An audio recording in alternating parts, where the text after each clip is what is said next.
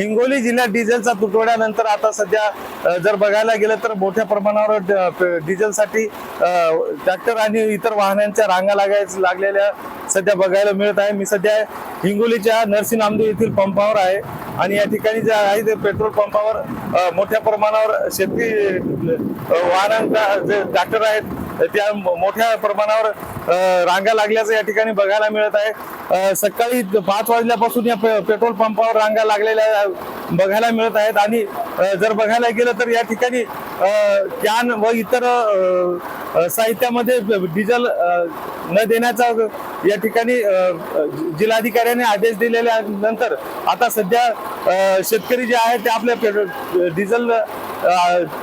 Diesel भरून घेण्यासाठी या ठिकाणी ट्रॅक्टरचा स्वतः ट्रॅक्टर घेऊन येत आहेत।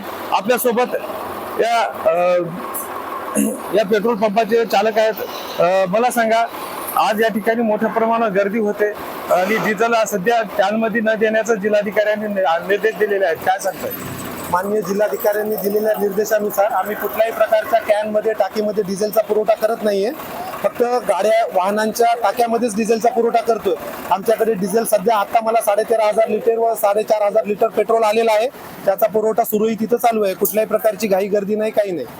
मला सांगा, डिझेल नेण्यासाठी ट्रॅक्टर या ठिकाणी आणावं लागतात, मात्र जे कॅन आहेत कॅनमध्ये डिझेल दिलं तर शेतकऱ्यांना थोडासा खर्च कमी पडेल, आज का मान्य आहे, तसं होतंय। पण याच्यामध्ये काही जण कॅनमध्ये डिझेल घेऊन त्याचा अवैध बाहेर विक्री करतायत किंवा एकच माणूस 4-4दा परत कॅन आणून डिझेल नेत आहे व त्याच्यामुळे गर्दी गोंधळ वाढत आहे।